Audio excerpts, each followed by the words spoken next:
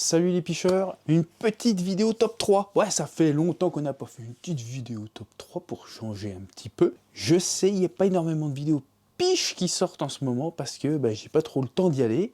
Et peu que j'ai été, j'ai pris des tôles. Bah ouais, donc comment voulez-vous que je vous montre des images? Ouais, ça va bientôt revenir, on va sortir les doigts du... Et ça va aller tout de suite beaucoup mieux. Non, blague à part, c'est pas facile. Je trouve cet hiver assez difficile pour moi, personnellement, dans ma région. J'ai pas mal d'échos qui disent la même chose. J'ai fait que 2 poissons, pour vous dire, pas 3.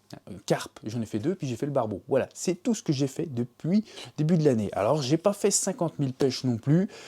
Je me suis attelé à de nouveaux lacs, parce qu'automatiquement, en plein hiver, quand tu les connais pas, en plus, il y a certains des lacs qui ont une grosse pression de pêche, automatiquement, prendre des tôles, c'est un peu normal. Mais c'est pas grave, ça fait du bien. Parce que bon, il y en a beaucoup qui disent que les vidéos, ça montre que la bonne facette, ça fait que des cartons, que des poissons de fou et tout ça. Ben non, mais vous voyez là, le gros Gigi, il en prend plein sa gueule.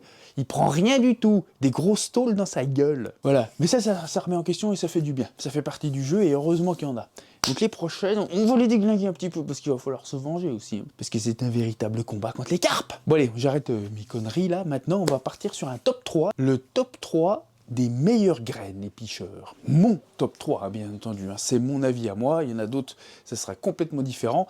Peut-être que même dans leur top 3, eux, les 3 graines que je vais citer, elles ne seront pas dedans. Mais moi, je vais vous citer mes 3 graines préférées, celles avec lesquelles j'ai eu les meilleurs résultats. Ça, c'est normal. On sert surtout de ces statistiques-là pour voir la graine qu'on préfère. Et à la fin, je parlerai encore de quelques autres graines qui sont sympas, qui ne sont pas dans le top 3, mais qui peuvent être sympathiques aussi. Allez, c'est parti. On commence par le numéro 3. Et le numéro 3, ce sera le maïs. Celui-là, c'est obligé de le mettre dans un top 3 pour moi, parce que le maïs, ça reste quelque chose de vraiment super efficace. Ça marche partout, c'est voilà, ça a plein d'atouts.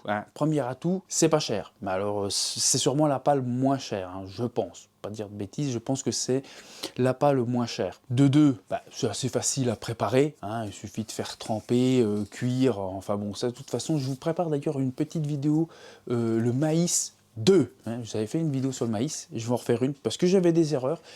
Comme je vous dis, je suis pas parfait, loin de là. J'avais aussi des idées préconçues, des trucs qu'on m'avait dit et puis qu'on était buté dessus et qu'en fait c'est totalement faux. Donc je reviendrai sur une prochaine vidéo, on va se préparer du maïs et je vais vous montrer maintenant comment je le prépare le maïs. Bon, ça c'est hors sujet, on repart sur le top 3. Donc je disais, donc pas cher, facile à préparer, c'est super flash, mine de rien, cette petite graine jaune dans le fond de l'eau et tout, ça reste quand même bien sympa.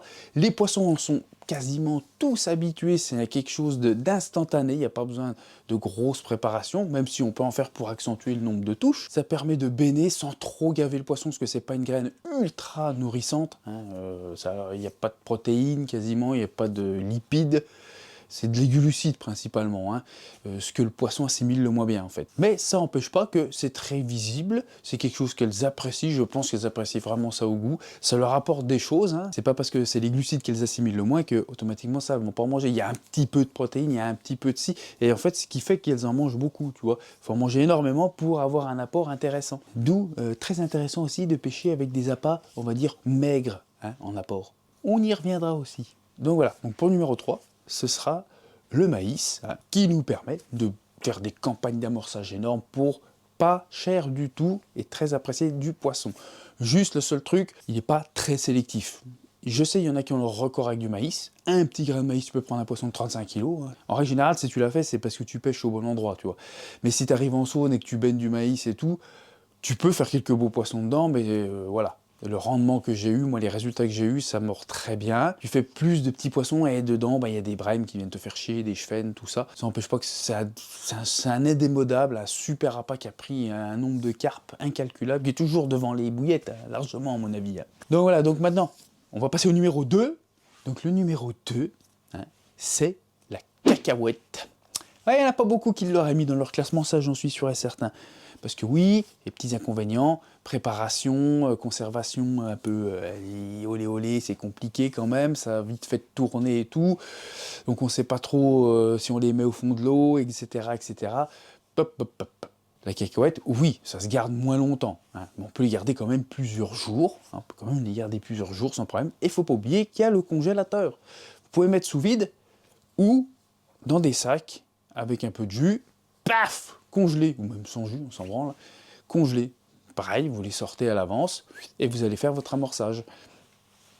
Tout simplement. Et puis quand vous partez à la pêche, vous les mettez congelés dans vos seaux, vous partez à la pêche, ça dégèle tranquillement, et puis voilà, puis vous commencez à amorcer avec et à pêcher avec. Donc la conservation, oui, est un petit peu plus chiante sur les cacahuètes, mais il y a des solutions, il n'y a pas de problème. Hein, des solutions, il y en a. Mais les avantages de la cacahuète, c'est qu'elles sont pleines de lipides. Hein, les lipides, la meilleure chose que les carpes assimilent.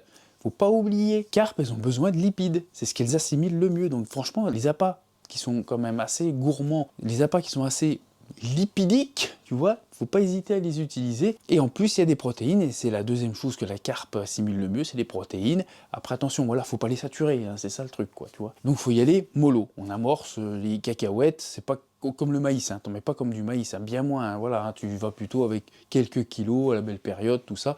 Et ça va sélectionner un peu mieux les poissons, hein. Voilà, ça peut prendre des blancs aussi, hein, quand les blancs commencent à être habitués. Moi, j'en ai pas trop pris, je parle de mon cas personnel. J'ai pêché avec en rivière, j'ai pêché avec en lac. J'ai jamais trop été emmerdé, tu vois. Déjà les chats, j'ai l'impression que c'est vraiment pas trop leur truc. Les écrevisses, non plus. Et les blancs, voilà, à part les tanches, ouais, les tanches, ça c'est sûr, tu vas en faire s'il y en a. Mais les autres, les brèmes et les chevènes, à part encore une fois s'ils sont habitués, qu'ils sont vraiment actifs, bon bah c'est sûr, tu vas en prendre aussi. Mais moi, j'ai pas été emmerdé par ceux-là. J'ai pris des tanches avec, c'est pour ça que je vous le dis, et principalement des carpes. Voilà, donc un appât vraiment bien. Et encore un autre avantage qu'il a, c'est qu'il est très peu utilisé. Donc vous pouvez faire la différence en utilisant la cacahuète, les pêcheurs. Pour le prix, bah, c'est un peu plus cher, c'est sûr. Voilà, c'est de la cacahuète, c'est tout de suite un peu plus cher, mais on en met beaucoup moins. Donc ça reste encore jouable, hein, pour les petits budgets, pour la cacahuète, vu qu'on n'en met pas des tonnes non plus.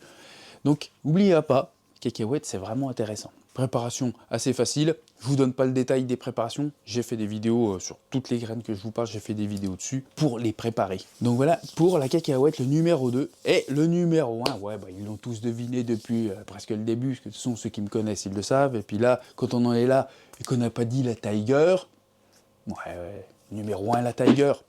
La Tiger Nuts, vraiment la graine ultime pour moi. S'il y a une graine à garder, moi, c'est celle-ci.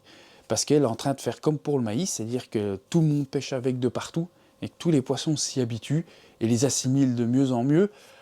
Ils peuvent s'en méfier, hein, ça c'est comme tout, mais plus un appât est distribué partout, plus il rentre dans son système alimentaire, en fait, tu vois, plus ça va, plus il trouve des tigers un peu partout, tu vois.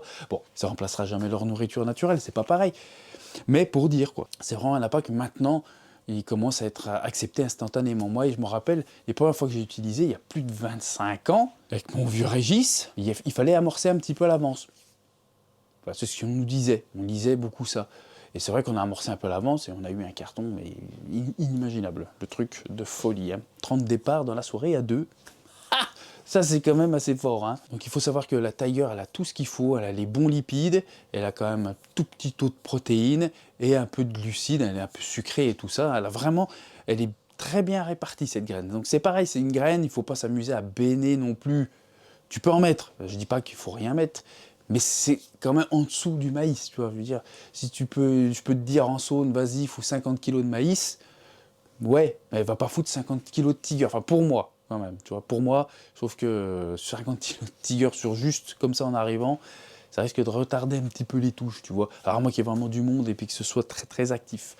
Non, la Tiger, tu peux en mettre pas mal, hein, mais faut jauger, faut doser correctement quand même vis-à-vis de la saison, vis-à-vis de l'activité des poissons, hein, parce que c'est quelque chose qui les nourrit un peu plus que le maïs, quoi. Donc c'est ça qui est à prendre en compte tout simplement. Bon, la Tiger, elle est sur plein de modèles, hein, maintenant. Elle était des Mercedes, t'as des BMW, non mais t'as de la blanche.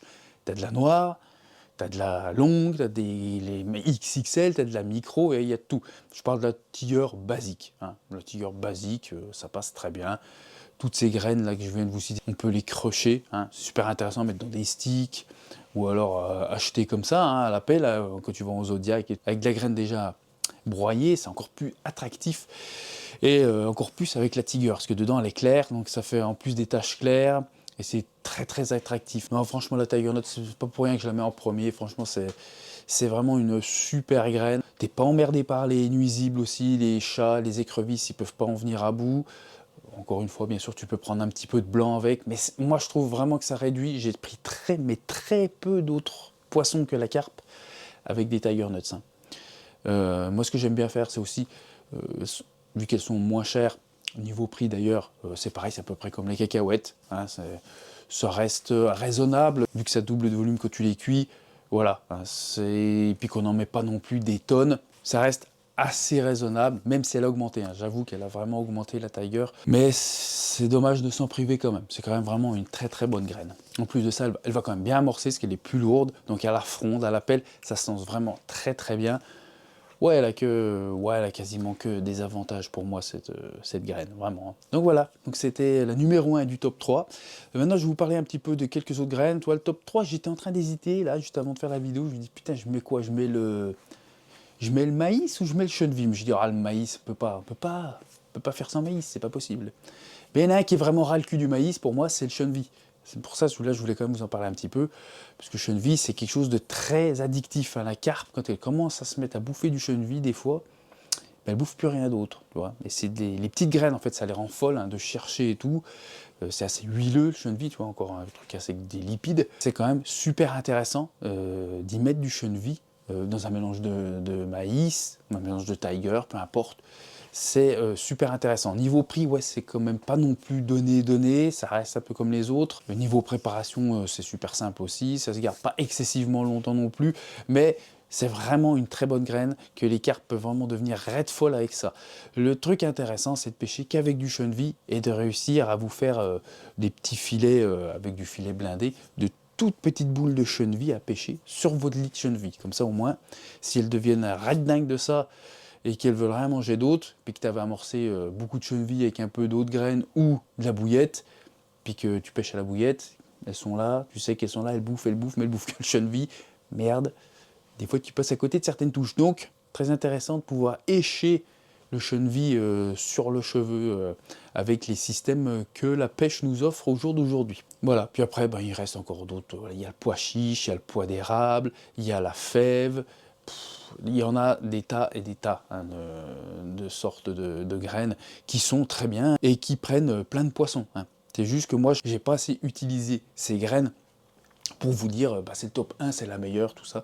Je fais par rapport à mes résultats et à ce que j'en vois, à ce que j'entends, à ce que j'en tire comme conclusion sur la graine elle-même et sur le résultat. Donc j'espère que ce petit top 3 vous aura plu. Hein. Je vous rappelle bien, c'est le mien, c'est mon avis à moi, c'est ma façon de voir les choses. Donc voilà, bah, je vous laisse les picheurs. Je vous souhaite une bonne piche à tous. N'hésitez pas avec les graines, de mélanger tout ça, c'est très bien aussi. Et puis déglinguer un petit peu de la carpe. Allez, bonne piche à tous, salut!